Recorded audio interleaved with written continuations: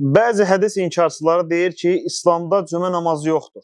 Cümə günü məscidə toplaşıb həftəlik müzakirələri aparmaq var. Eşənməm, İslamda belə bir şey varmı?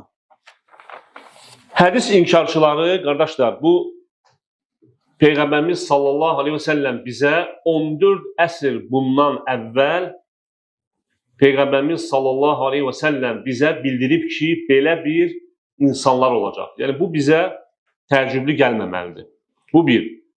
Necə ki, hədislərin birində Peyğəmbərimiz sallallahu aleyhi və səlləm buyurur ki, elə bir dövr gələcək ki, özündən razı biri taxtında oturub və ona mənim buyurduğum əmrlərdən və ya mənim çəkindirdiyim qadağalardan birini dedikdə, deyəcək ki, bizimlə sizin aranızda Qurandır.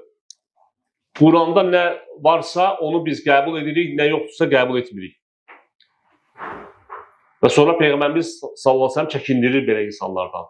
Hədisin başqa bir rivayətində deyir ki, mənə Quran və onunla eyni misildə olan, yəni ona bərabər olan sünnə verilmişdir.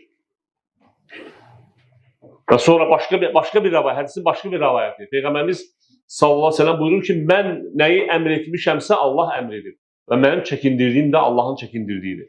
Yəni əvvəla bunu qeyd, belə insanlar artıq 14 əsr bundan əvvəl Peyğəmbərimiz sallallahu əleyhi və səlləm bizə bildirib. Bu olacaq. O ki qaldı bu insanın deməli ki, cümə namazı barədə. Deyir, cümə nədir?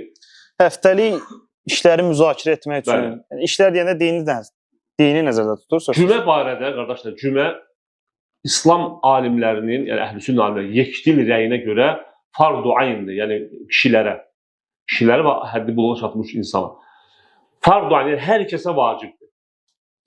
Bu barədə Allah Taala surə nazil edib, Cümə surəsi. Yəni, hansısa bir ayəni deyəndə, hansı ayədə, məsələn, və yaxud Quranda olmayan, bir hədisdə gələn bir əmri deyəndə, inkar edəndə adama nə gəlir? Deyirsən ki, haradasa filəşdən ola bilər, bilmir də, başa düşmür. Yaxşı, bu Quranda ayə var, surə var. Bunu necə inkar edirsən? Yozur mən. Yəni, bunu inkar etmək artıq, belə deyək, son həddir.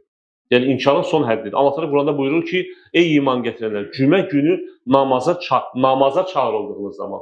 Deməli ki, gəlin müzakirələrə çağırdığınız zaman. Namaza çağırıldığınız zaman Allahı zikr etməyə tələsin və alış-verişi tərk edin.